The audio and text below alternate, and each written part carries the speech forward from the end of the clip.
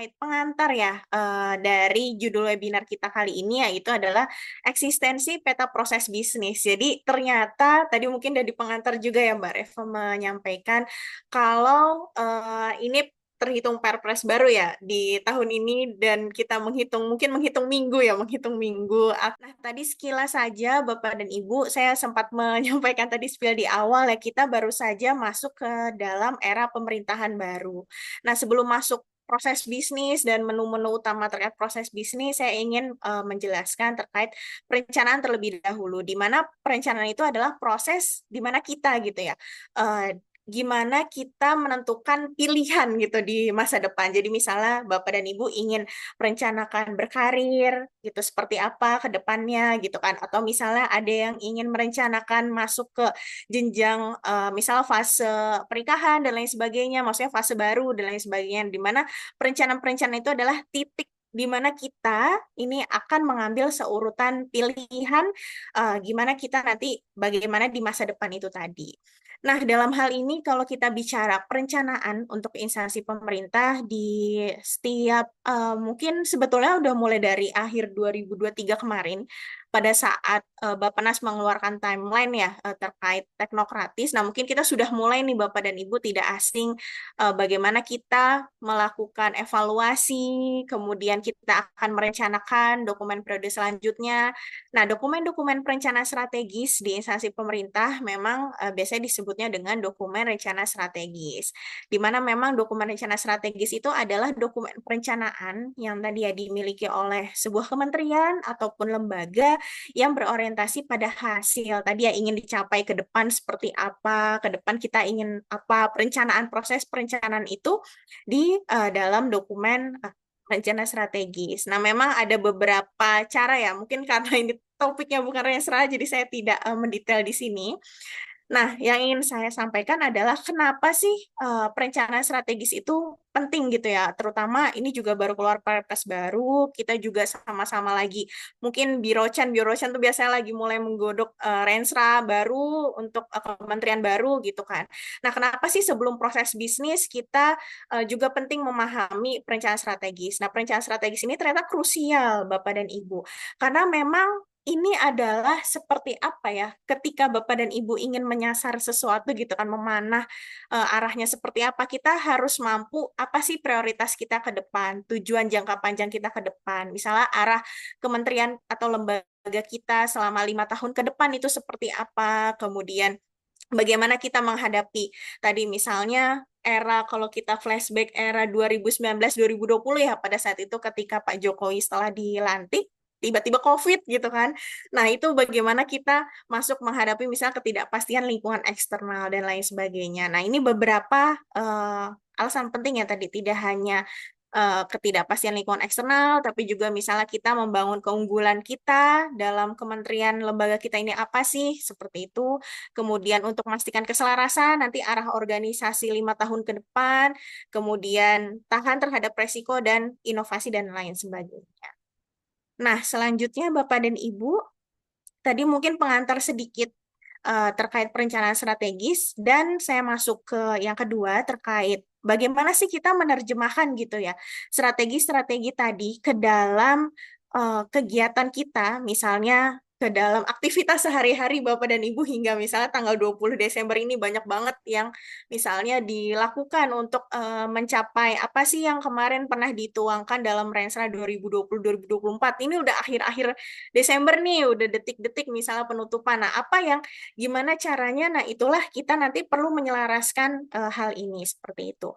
Jadi perencanaan strategis yang tadi saya sampaikan kenapa dia penting, itu adalah menyiapkan bagaimana nanti peta proses bisnis yang mungkin nanti akan detail disampaikan Mas Bintang. Nah, proses bisnis ini menyeluruh gitu ya, maksudnya bagaimana dia bisa berfungsi sebagai titik acuan dalam apa namanya mendefinisikan proses kinerja yang memang oh tadi sudah dicanangkan di akhir tahun dokumen rencana strategis kita akan apa-apa-apa. Nah, bagaimana menerjemahkan itu memang cara operasionalkan gitu kan, membahasa atau membumikan gitu kan bahasa-bahasa yang sifatnya awan tadi istilahnya tinggi ke dalam bahasa-bahasa operasional. Nah, itu memang nanti kita butuh sebuah tools bagaimana menerjemahkannya. Nah, itulah yang nanti akan kita apa namanya namakan dengan proses bisnis. Nah, sebelum itu mungkin ketika merencanakan ya tadi, ini hanya sedikit saja bagaimana kita visi misi organisasi kita tentunya berubah, strategi organisasi kita misalnya tentunya berubah, nanti tentunya akan disesuaikan. Nah, begitu juga dengan strategi ya tadi sekumpulan aktivitas yang kita pilih. Nah, ini sekilas saja, nanti bagaimana kita menerjemahkan strategi tersebut. Nah, intinya Bapak dan Ibu, kita tahu di dalam dokumen Renstra, terutama memang kemarin di Permen PPN 10 terkait penyusunan Renstra KL 2025-2029, memang ini adalah struktur data digitalnya. Bagaimana kita apa ya, mengkerangkakan gitu ya, mulai dari visi, misi, tujuan, sasaran, sampai pada program, RO, KRO, dan lain sebagainya, sampai pada indikator kinerja. Nah, ini semua nanti akan kita tuliskan misalnya itu ya dari tahun 2025-2029. Nah, bagaimana sih kita memastikan seluruh yang ada di dalam dokumen perencanaan strategis ini mulai dari visi misi sampai pada RO itu tercapai, itu adalah nanti kita gunakan proses bisnis. Nah, sebelum masuk itu, biasanya dalam dokumen Renstra, ini kalau saya buat ilustrasi ya Bapak dan Ibu, ilustrasi input, proses, output, dan outcome, biasanya output dan outcome itu adalah berada dalam gambaran dokumen rencana strategis tadi. Jadi bagaimana outputnya tadi apa, misalnya tercapainya 17 kerjasama gitu misalnya, atau terbangunnya misalnya 1000 jalan dan lain sebagainya. Nah, itu adalah output. Nah, outcome-nya nanti seperti apa, itu biasanya nanti akan dilihat dari sasaran-sasaran yang tadi tercapai. Nanti ini ada leveling dan kalau soon ada webinar Renstra mungkin kita ulas lebih dalam. Nah, sekilas saja ketika kita sudah menentukan tadi ya Bapak dan Ibu, output dan outcome, bagaimana kita mendefinisikan seluruh aktivitas kita untuk mencapai output dan outcome ini. Nah, itu adalah kita gunakan peta proses bisnis. Nah, ini kalau saya putar 90 derajat. Nah, ini output dan outcome ini biasanya kita gambarkan di beberapa kementerian yang kami dampingi memang menggunakan peta strategi, tapi monggo ini ada beberapa tools. Nah, dalam hal ini proses bisnis di sini kita memang fokusnya pada aktivitas, jadi mengelola aktivitas kita menghasilkan output itu tadi. Nah, inilah yang nanti akan digambarkan proses bisnis. Jadi ketika outcome-nya kita berubah, visi misi kementeriannya berubah, sasarannya berubah, apa namanya misalnya sampai pada indikator sasaran strategisnya, sasaran program, sasaran kegiatan sampai KRO, RO-nya berubah. Nah, nanti juga perlu dilakukan penyesuaian bagaimana sih terhadap peta proses bisnis kita. Nah, kalau kita lihat dengan karakteristik strategis dan operasional, tadi rencana strategis itu adalah lebih sifatnya jangka panjang, dia menyeluruh dan prioritas. Karena tadi saya bilang ya, dia perencanaan biasanya beberapa tahun ke depan, melihatnya 5 tahun ke depan misalnya atau 10 tahun ke depan. Nah, tapi operasional itu adalah kegiatan sehari-hari Bapak dan Ibu. Nah, peta proses bisnis yang ingin kita bahas itu adalah sebagai jembatan bagaimana kita menerjemahkan seluruh perencanaan kita, dokumen perencanaan kita yang memang tadi kita penting gitu kan untuk diintegrasikan dengan operasional kita. Di mana nanti tindak lanjutnya macam-macam ya, bisa ke struktur organisasi dan lain sebagainya. Nah, terkait hal ini Bapak dan Ibu, saya ini ilustrasi sedikit ini dari Bappenas. Sebetulnya informasinya memang kita mulai dari tahun 2023 ini sudah menyusun dari teknokratik, kemudian Ranwal, sebetulnya kemarin ya ini sudah sekarang Desember di beberapa kementerian tuh sebenarnya sudah ada ranwalnya udah mulai running nih dokumen perencanaannya. Nah, terkait peta proses bisnis itu menurut saya nanti di tahun 2025 ketika memang misalnya ya di kementerian itu dokumen ranwal rensranya sudah mulai terlihat, kemudian sudah punya proses bisnis sebelumnya nih kemudian SOTK misalnya sudah keluar juga fixnya seperti apa. Nah, ini mulai bisa dilakukan istilahnya kalau olahraga itu pemanasan gitu ya. Pemanasan dulu nih penyesuaian terhadap Ranwal Renstra dan SOTK baru. Mau langsung running dari Januari Februari ini monggo gitu kan. Nanti balik lagi ke kondisi internal Bapak dan Ibu. Tapi memang tahun-tahunnya itu adalah ketika nanti penetapan Renstra memang di Juni itu untuk timelinenya ketika sudah selesai, nah ini baru penyesuaian biasanya langsung proses bisnis, SOP dan lain sebagainya itu memang nanti akan disesuaikan seperti itu. Nah, ada yang mau paralel juga boleh seperti itu Bapak dan Ibu. Nah, bagaimana sih eksistensi tadi ya? Karena eh, tema kita kan Perpres tahun 2024 gitu kan. Kita udah di Desember nih, udah di akhir. Nah, bagaimana nanti kita menyambut tahun baru di Januari 2025? Nah, ini sebetulnya saya masuk ke eksistensi peta proses bisnis itu tadi. Nah, kalau kita lihat sejarahnya gitu ya, ini mungkin sering banget saya sampaikan, tapi saya buat semacam infografis saja. Jadi kalau kita lihat perjalanannya sudah cukup jauh dan cukup lama. Sebetulnya mulai dari tahun 2012 di mana Permenpan RB 35 lahir, kemudian ada undang-undang terkait administrasi pemerintah juga lahir. Nah, di sini Permenpan RB terkait penyusunan dan infonya memang pada saat 2023 lalu dari Menpan infonya sih mau direvisi ya, tapi sampai saat ini belum ada informasi revisi. Mungkin nanti coming soon di 2025. Kemudian kemarin ya Perpres terkait organisasi Kementerian Negara juga sudah menyampaikan. Nah, kemudian terkait evaluasi RB di sini di tahun 2020 dan 2023 dan yang terbaru adalah terkait Perpres 140 tahun 2024. Nah, kita lihat satu-satu ya. Nah, di tahun 2012 memang dulu itu adalah terkait gimana seluruh instansi pemerintah ya menyusun SOP. Jadi memang sangat amat sangat sering terjadi gitu kan. Banyak yang punya SOP terlebih dahulu dibanding proses bisnisnya karena memang kalau secara histori Bapak dan Ibu peraturan ini lebih dulu, maksudnya lebih sepuh gitu, lebih tua dulu muncul gitu dibanding peraturan terkait proses bisnis. Nah, bergerak di tahun 2014 memang pejabat pemerintah di sini ada kewajiban terkait penyusunan SOP. Tadi masih berbicara SOP ya. Nah, kalau kita eh, lanjut ke tahun 2018. Nah, 2018 ini memang yang menjadi dasar kita ya dalam penyusunan peta proses bisnis di mana hakikatnya adalah menggambarkan hubungan kerja yang efektif dan efisien jadi antar unit ya organisasi. Biasanya kan kalau SOP itu dia hanya lebih pada berkaca bagaimana nih unit kita bekerja gitu kan. Kita nggak tahu menahu misalnya Mbak Reva di divisi A, dia nggak akan tahu saya kerja apa gitu kan. Biasanya nggak kurang ada kolaborasinya seperti itu. Nah, peta proses bisnis ini sebetulnya dia sedikit memaksa dalam tanda kutip ya, memaksa kita untuk tadi bekerja secara kolaborasi aktif itu tadi. Nah, selanjutnya di mana memang diperkuat di tahun 2019-nya terkait organisasi Kementerian Negara. Nah, kalau dilihat di pasal 77 dan 78, memang ada proses bisnisnya terkait di Kementerian Koordinator, penanganan isu tadi ya antar kementerian atau lembaga dan menggambarkan hubungan antar tadi kementerian lembaga. Jadi di sini tidak hanya apa namanya kementerian atau lembaga, tapi juga kementerian koordinator juga perlu menyusun peta proses bisnis itu tadi.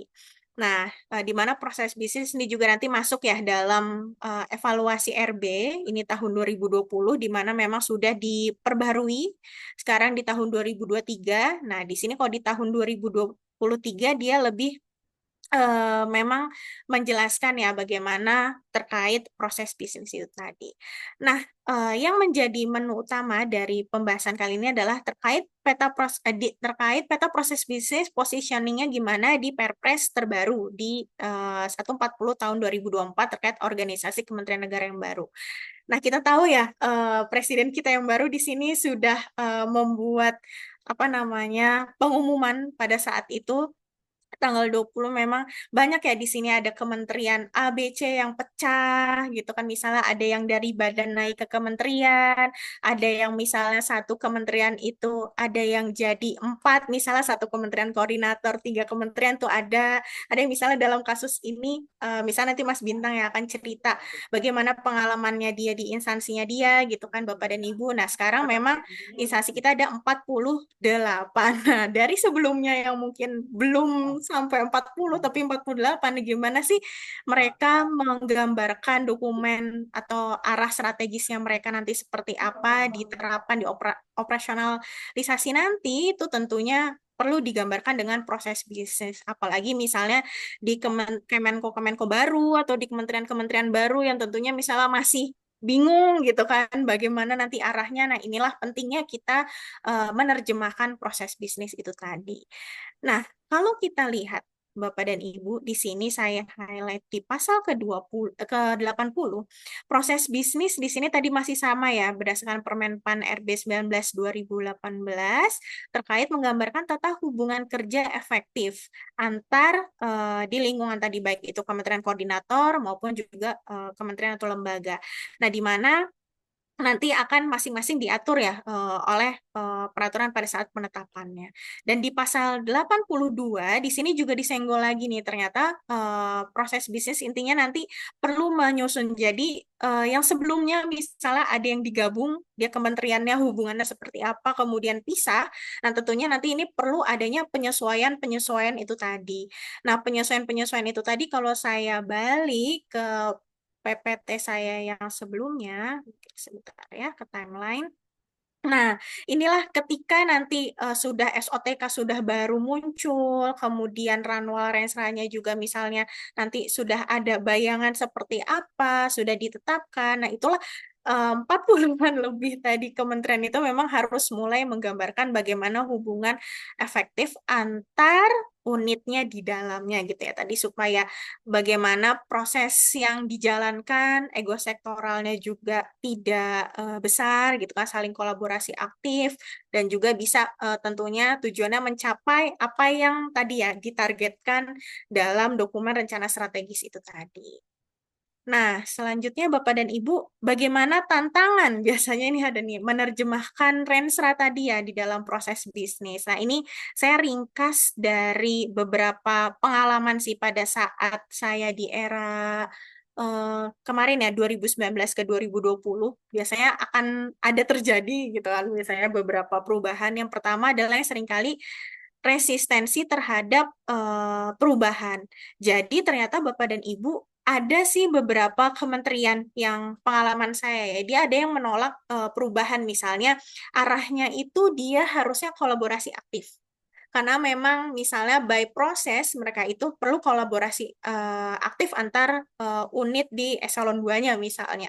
Nah, tapi dalam hal ini karena masih kuatnya rezim itu, misalnya, oh rezimku dia beda, dia ngerjain A, saya ngerjain B, meskipun kita prosesnya sama, kita pasti beda gitu. Biasanya tuh suka ada ngotot-ngotot gitu ceritanya Bapak dan Ibu. Nah, biasanya karena masih kuatnya rezim di setiap sektor, nah itu masalah pemetaan proses bisnisnya ini sangat nanti ketika digambar itu jadi per kotak-kotak ya istilahnya per misalnya sektor objek A aja, objek B aja.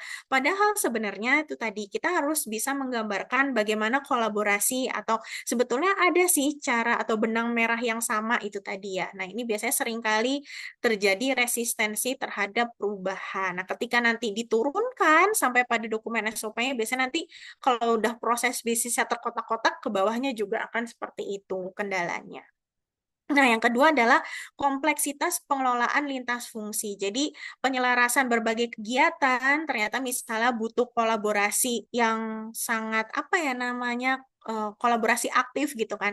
Kita tidak hanya tadi berfokus pada unit kerja kita, tapi juga kita harus melibatkan unit kerja lain. Nah, ini biasanya butuh penyesuaian-penyesuaian dari internal. Nah, ini memang tidak apa ya namanya, tidak cepat sebulan 2 bulan, tapi memang butuh proses yang panjang dan juga dukungan baik itu dari pimpinan sampai pada level bawahnya.